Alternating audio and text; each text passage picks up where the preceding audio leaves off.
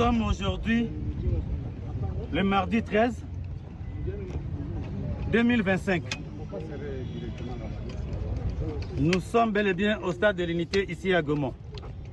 Et je suis avec le maire de la ville, ici présent. Et il y a le porte-parole politique, il est là. Et il y a le colonel Jimmy, il est là. Alors, donc nous sommes toujours dans le bouclage. Et aujourd'hui, nous allons vous présenter le FARDC. Bonjour mesdames et messieurs, bienvenue sur notre chaîne. La situation de la RDC, le bouclage de Goma. Le bouclage de Goma par qui? Des arrestations qui créent la psychose à Goma, dans l'est de la République démocratique du Congo. Des centaines de personnes auraient été interpellées lors d'opérations de bouclage. Ces opérations sont menées par les rebelles de l'AFC M23 qui contrôlent la capitale provinciale depuis fin janvier. Les précisions à Kinshasa d'Aurélie Bazaraki-Bangoula.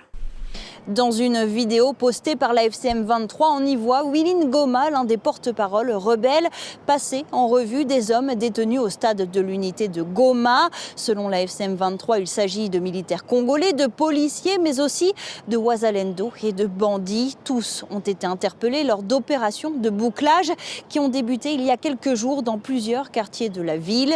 Les maisons sont fouillées une à une et les personnes suspectes sont interpellées pour être auditionnées. Alors ces opérations ont pour objectif, selon les rebelles, de ramasser les armes encore en circulation et de lutter contre l'insécurité à Goma.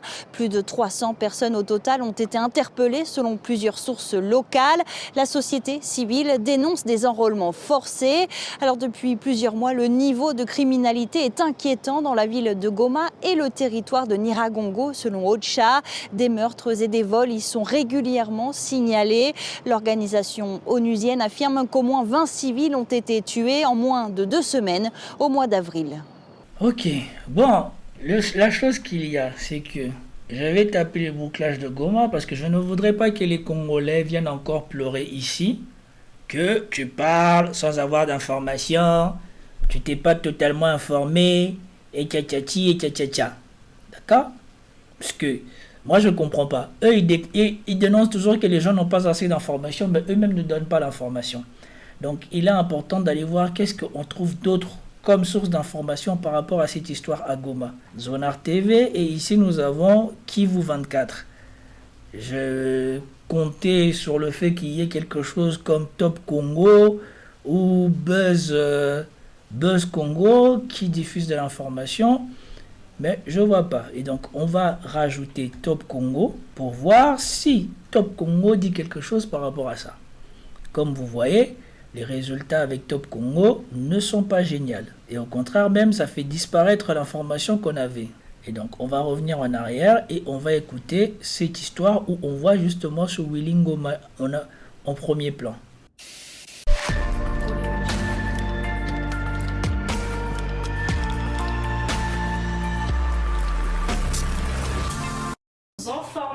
À la une, bouclage dans la ville de Goma et en territoire de Nyiragongo. Au moins une dizaine de personnes, dont des hommes et des femmes, ont été interpellés par les éléments de l'AFC M23. C'est mardi 13 mai 2025 au cours d'un bouclage dans le cadre de la recherche des hommes munis d'armes.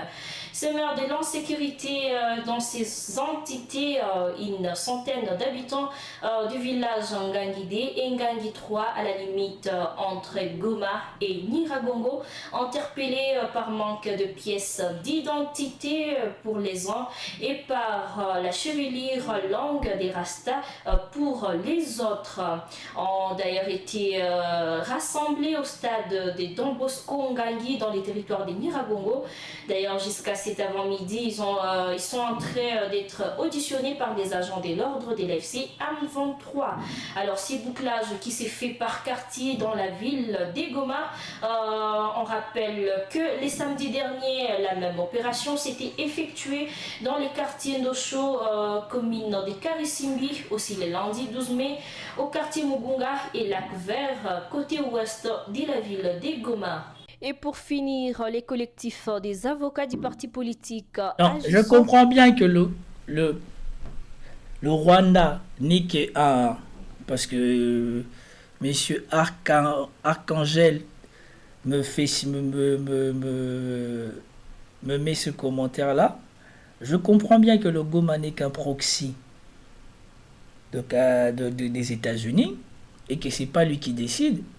Et je comprends bien que Kagame, il est dans son rôle. Kagame doit faire semblant que il est pour l'Afrique, il est pour une solution africaine. Il ne va pas dénoncer aux yeux de tout le monde qu'il est le proxy des Américains. Et donc Kagame, lui, quand les Américains rentrent dans le jeu, il faut bien qu'ils fassent semblant qu'ils ne travaillent pas pour eux. Ce n'est que du cinéma. Mais nous sommes obligés de le souligner. Ou vous voulez qu'on fasse quoi d'autre? Personne n'est dupe.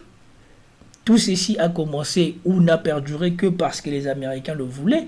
Et nous voyons bien que c'est parce que les Américains ont dit que ça doit s'arrêter qu'on a eu cette avancée-là diplomatique. Puisque concrètement, Kagame, qu'est-ce qu'il en avait à faire de faire la paix avec le Congo? Bien évidemment que les gens qui ont intérêt à ce que cette situation perdure au Congo ne font jamais rien pour faire avancer les choses. Et pendant ce temps-là, ce pays, lui, se fait de l'argent. Lui, quel intérêt il a à faire, à parler avec les Africains, à trouver un terrain d'attente ou quoi que ce soit? Puisque ces gens-là lui donnaient de l'argent pour piller l'Afrique, lui donnaient de l'armement pour piller le Congo. Qu'est-ce qu'il en avait à faire des sorts des Congolais ou pas? Et ici, ce qu'on apprend de cette jeune demoiselle, c'est que contrairement à ce que le côté grave qui est dit par le sujet de France 24, on vous dit que c'est un signalement suspect, ou c'est le fait que ces gens-là soient suspects, qu'ils ont été arrêtés et qu'ils sont auditionnés, et que l'opération avait eu lieu samedi dernier. Et pour samedi dernier, je ne sais pas si on nous a signalé que les gens qui avaient été arrêtés sont emprisonnés ou pas, ou ont été relâchés ou pas après l'audition. Donc, si on écoute cette jeune femme, apparemment, ça ne serait pas si grave que ça. Et les gens qu'ils auraient trouvés suspects, ils les auraient arrêtés. Alors que de l'autre côté, on nous a parlé d'enrôlement de force et de je sais pas quoi et de je sais pas si. Sincèrement, la grosse difficulté du Congo, c'est ça. C'est qu'il n'y a aucune information qui est sûre. Parce que même les informations les plus certaines peuvent être falsifiées, même les documents concrets peuvent être déclarés soudainement des fausses. Donc, c'est la grosse difficulté à pouvoir commenter l'actualité du Congo. C'est que toute information, on peut lui faire dire tout son contraire. Parce que même les gens qui témoignent sous la pression peuvent revenir changer leur témoignage du tout au tout entre deux interventions. Et donc ici, on va en voir un troisième pour avoir le dernier mot sur concrètement qu'est-ce qui s'est passé ici.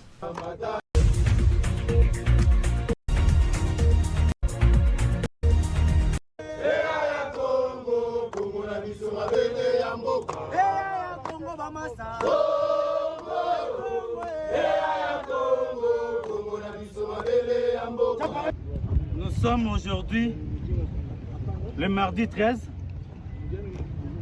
2025. Nous sommes bel et bien au stade de l'unité ici à Goma.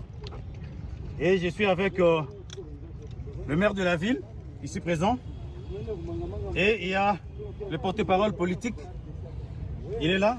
Et il y a le colonel Jimmy, il est là. Alors, donc nous sommes toujours dans le bouclage. Et aujourd'hui, nous allons vous présenter le FARDC que nous avons récupéré aujourd'hui. Ils sont au nombre de 60. 60 FARDC.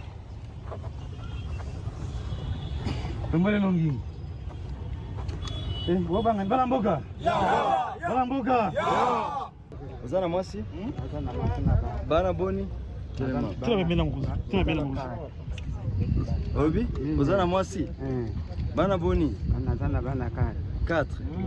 Osozwa salaire nayo? Ata mugoro moko? Bando futa combien? Ni 280. 280 seja major huyo atafalia nini jeshi, na yeye mwenyewe na guvernema imsaidie kitu.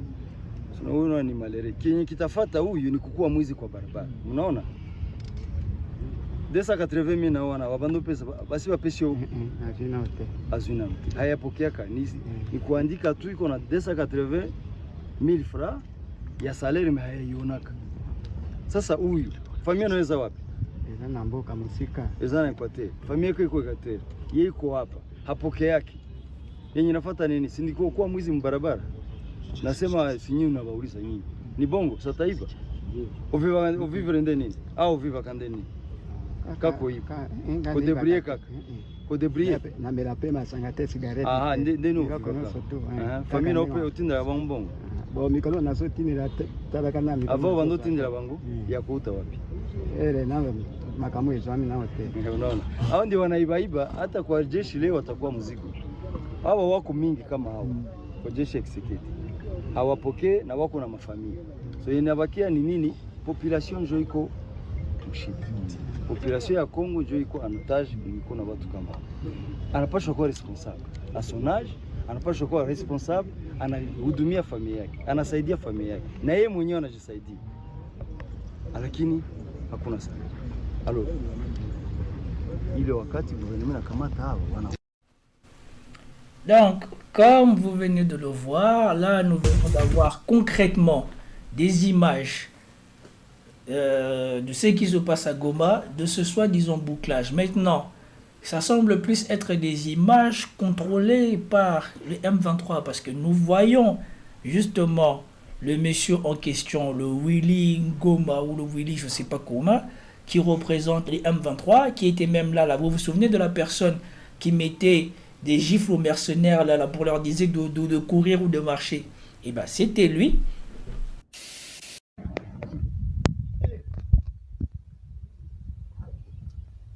Passez les jambes. Mets dans la tête. Faut pas blaguer. Faut pas blaguer avec nous. Nous voulons vraiment que Congo soit un pays digne. Il ne faut pas avec des aventures ici. N'amenez pas les aventures ici au Congo. Tu as compris? Tu as compris? Donc il ne faut jamais encore venir faire des aventures. On se bat pour notre avenir. On extermine une catégorie de la population. On mange même l'air chez lui-même. Donc il ne faut pas blaguer. Ça va? Allez, mets-toi debout.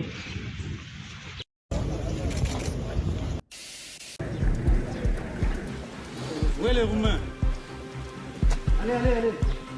Et on vous montre un soi-disant FARDC qui vous dit que sa pension n'est pas de grand-chose, qu'il ne reçoit même pas cette pension, que avec cette pension il a fait vivre toute sa famille, qu'avec cette pension il versait de l'argent à sa famille, que maintenant il ne verse pas l'argent à sa famille depuis un moment, et on lui dit depuis que tu ne reçois pas d'argent, comment te débrouilles-tu ici? Avec quoi vis-tu? Et donc moi, quand je vois tout ceci, voilà ce que je vois.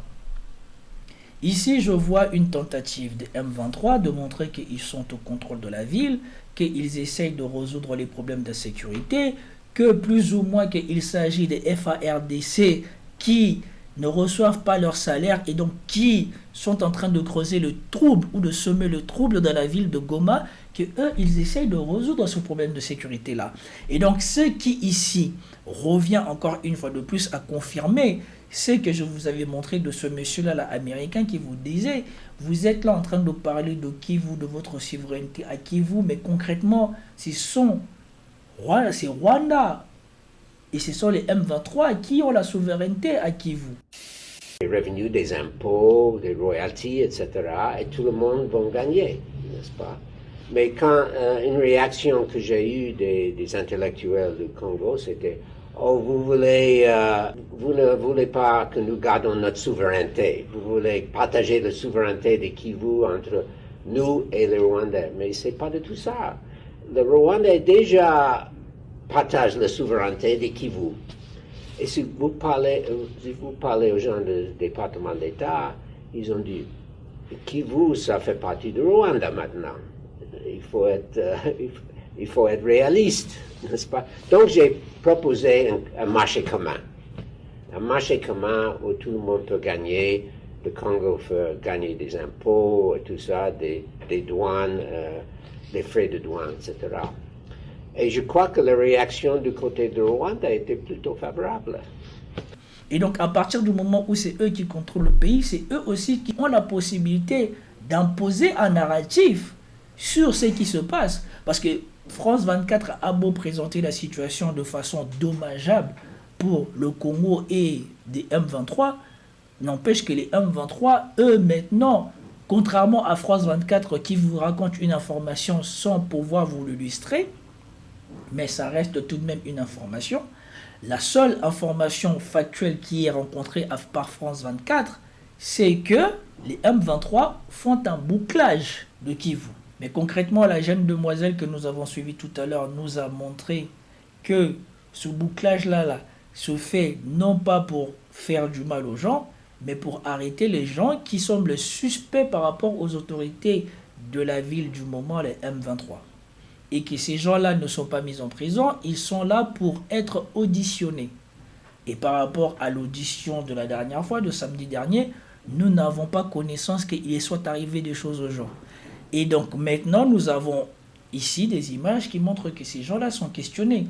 Et donc ici, c'est une fois de plus ce que j'avais dit, tout ça va causer du tort au gouvernement congolais. Parce que le gouvernement congolais n'a pas les moyens de contrer la propagande des M23. Et donc les M23 ici, bien que tout ce que l'on dénonce de ce qui se passe à Goma soit vrai ou pas, les autres dénoncent, les M23 ne prennent même pas le temps de contredire ce que les autres disent, montrent des images qui disent autre chose. Et donc les images parlent d'elles-mêmes. Moi, en voyant ceci, je comprends que les M23 sont obligés de montrer une image positive d'eux. Et donc, ils font ça, mais que peut-on dire d'autre? Les autres peuvent accuser, mais ils n'ont aucune preuve. Eux, ils montrent qu'ils font autre chose. Et donc, c'est ça le problème. Et moi, je reste sur ma position de départ. Les M23 doivent déposer les armes et la majorité des M23 doivent finir en prison. Il faut passer par là pour que toute personne soit dissuadée, un temps soit peu, de recommencer ou de faire ce que les M23 ont fait à l'est du pays. N'empêche que ceux qui veulent acclamer le gouvernement ou les gouvernements successifs du Congo, moi je ne vois pas en quoi ni Kabila ni Tshisekedi n'a fait quoi que ce soit de bon pour nous éviter cela. Pendant que nous attendons des détournements et qu'après ça on va traiter les sujets d'un détournement au Congo, vous avez la souveraineté, le contrôle de Kivu qui vous paraît clairement incontestable ici aux mains des M23. Et donc eux peuvent imposer leur narrative qui montre, non pas qui dit, mais qui montre le contraire de ce que l'on peut raconter d'eux par les autres. Et c'est ça qui est le plus inquiétant et c'est ça qui pose le plus de problèmes. Il aurait fallu que nous n'en arrivions jamais là. Et c'est tout ce que j'ai à dire par rapport à cette histoire de bouclage du Congo.